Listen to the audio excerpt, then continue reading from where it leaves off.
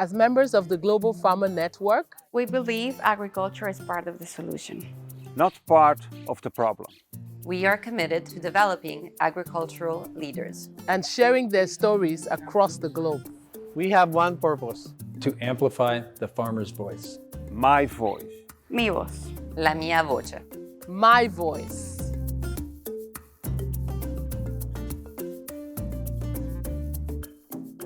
Welcome to Global Farmer Voices, a podcast by the Global Farmer Network where we invite farmers from around the world to share their stories and perspectives. Hello, I'm Delaney Howell, host of this podcast series, and we're thrilled to continue the celebration of our 25th anniversary, a milestone year for the Global Farmer Network.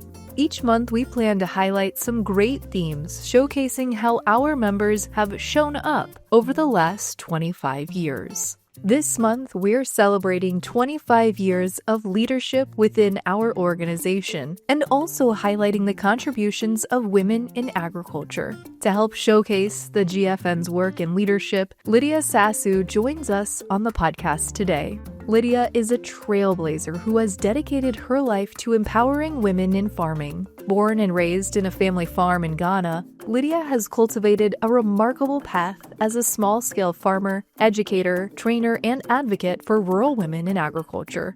Let's dive into her journey today and discover how she's making an impact for women in agriculture. I am in Ghana. My parents brought me up in Eastern region of Ghana, and my parents are both farmers, which I follow them to farm all the time. And after secondary school, I entered into agri college where I studied agriculture. I did home science extension and agriculture. And after working for a few years with Ministry of Agriculture, FAO picked me and then used me to train the women and mobilize women to be in agriculture for food security and fish processing. I did with them for some years, but all the same, FAO launched our program in 2000, whereby the women, some of them are farmers, some of them are livestock, some of them are into fish, and it's on food security, making sure that women have food for the family, for the neighbors, for the area, for the country as a whole. I became so excited. My parents' farm is there, which I always work in it. Now I'm handing over my farm to my children, but as at now, we plant plantain, palm fruit, maize, cassava. Lydia's passion for agriculture began on her family's farm and has continued to deepen through her education and career. She is driven by a love of learning and commitment to sharing knowledge with others. Her career reflects this true dedication, as she has worked to empower women with the skills and resources needed to provide for their families and communities while being able to pass their knowledge on to future generations. Another achievement which I'm so proud of is around one area near Accra called Sige. I was invited by the government to go into that place after FAO that I can help the women in that area. I told them I don't have support, but what they told me was they had, even if they don't give me any money, any support, I'll use my own resources to help the women. We realized that they need support. We trained them. One remote village, nobody goes there. But I drove to that community. Then I would just pray. And I one time told them that I'm doing men's job. Look at me. I'm not stuck in this remote area. But we were able to move the car. And then we came up. This woman and the children, after introducing them to the veterinary, we introduced a piggery to them in that area. We gave them 5 piglets and 2 young ones, male young ones. They also bought 3 and then crossed them with the milk. And within a short time, they were having a lot of eggs. Now they're going to sell it. When there's a will, Lydia finds a way. Over the past few decades, Lydia has focused her career around supporting fellow women in agriculture. She is determined to prove that farming is not just a man's job and is passionate about equipping women with the skills and confidence to thrive in the agriculture industry. Through things like hands-on training and access to vital resources, she encourages women to work alongside men as equals, ensuring they have the knowledge and tools needed to succeed. And we are working. So, in a nutshell, the farming activity has become part of me, especially women in farming activities. Whenever the fish smokers, most of them have had award.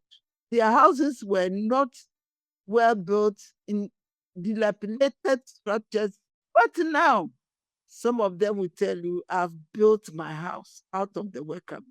The children were not going to school, but now they have educated, they are educating their children. So it means we are moving and moving and moving. And I can see myself moving to another level. We also realize another area, there's a big Ramsar site. It's an estuary between the sea and the river. And that's where it leads into the sea. When I started working with them, they were collecting oysters from the river. Me, I didn't know much of oysters. But when there's no fish, that's what they collect. And they sell some, eat some, and they live on it till the season change. I asked them why. He said it's finished. So I met USAID came to Ghana. They identified the good work I've done. They worked with us. Back in 1997, Lydia co-founded an organization called the Development Action Association, focused on socio-environmental advocacy supporting women in Ghana. According to the DAA's website, the organization is currently active in 67 different communities. 98% of their focus is on rural, low-educated women, and the organization has supported over 50 successful projects. It's through organizations like these and members like Lydia that agriculture continues to flourish. Lydia's passion for finding ways to give other women opportunities to learn and gain new skills is truly inspiring. My parents gave me a land, and my siblings, my brothers and sisters also tease me, laugh at me that after my education, I want to do agriculture. But now they are proud of me. I can't stop this work, and I'm continuing to do it. So the association, I started mobilizing the women. So in 2000, we came together to register the Women Association. Most of them are women, as a Development Action Association. It used to be in Greater Accra and Central Region. Now we are in Greater Accra, Eastern Region, Central Region. And then another group also promoted. There was Rice Farmer, a woman who is trying to bring the women to Rice Farmers Group. So the women said, we'll leave this as the program. Let's put it as part of the name of the association. So Action for Development, and then we did the Development Action Association. That is how we got it. In 2000, the Minister of Agriculture, Fisheries and Livestock came down to inaugurate this association. And we were so pleased to be part of it. Through Lydia's role with the Development Action Association, she has been able to coordinate many campaigns and projects to fight hunger and bring awareness to food insecurity in Ghana. With a heavy focus on supporting women, we thought Lydia was the perfect member to have on during the month of March, which is also noted as the month for International Women's Day. This annual event is a global opportunity to celebrate the social, economic, cultural, and political achievements of women everywhere. A day like this certainly holds a special place in the heart of someone like Lydia. But one thing is, sometimes if I have a support to mobilize the women to come together, no problem. But Rural Women's Day became what we chose. And every year, 15 October, we come together and celebrate it. So International Women's Day, sometimes the government take it as his or her, as their program. And they did it as they want. But if I have the support to mobilize these women, because they are so poor, to bring them together, we can share deals. And we will have a lot of women to talk about what they done. And people will be happy to hear it. Lydia defines herself as a servant leader, dedicated to expanding the knowledge and skill set of rural women in agriculture. Leaning into this servant leadership mentality, she actively seeks new opportunities to provide support, resources, and hands-on training to those who need it most. Her work not only empowers individuals, but also strengthens entire communities, leaving a lasting and meaningful impact. As I told you, with the fishing communities, one village I entered, there was no school. Another, there was no place of community. They saw me driving a pickup, which I used to drive and go around with it. They said, hey, women can also drive this car. Our children will also learn. So we started with a nursery school. And that nursery school, I have to train 3 women to be nursery teachers. I went to the school education, talked to them that my people, the literacy is very low, but I've identified 3, and they accepted it. So they were even coming to us.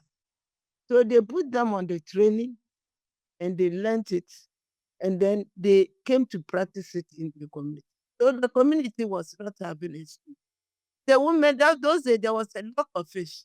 So we contributed, bought a land, and then put up a nursery school, which I was carrying some of the things, I carried some of the sand. Everybody did something.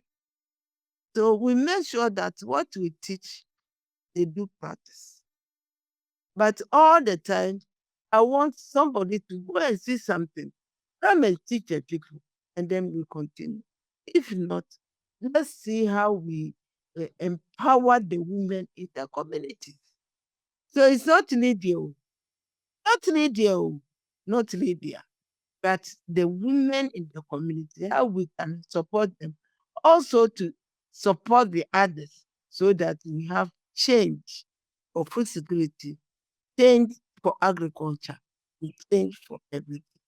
Trailblazers like Lydia play a vital role in the agriculture industry, driving innovation and technological advancements while creating opportunities for folks along the way. Agriculture is a close-knit industry that thrives on collaboration, mentorship, and shared knowledge. And Lydia is certainly no stranger to any of those topics. Leaders like Lydia continue to advocate for agriculture by empowering women of all backgrounds, regardless of their operation size, skill level, or education, fostering a stronger and more inclusive industry.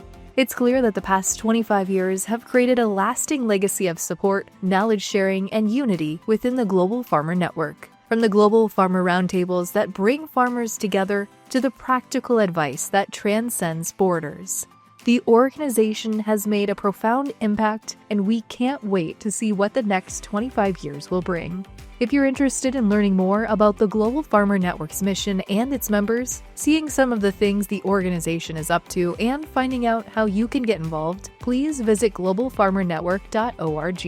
And if you'd like to support Global Farmer Network through a donation, you can do so at globalfarmernetwork.org/donate. If you enjoyed the podcast today, be sure to subscribe and follow the Global Farmer Network on social media: Facebook, X, Instagram, LinkedIn, TikTok, and YouTube.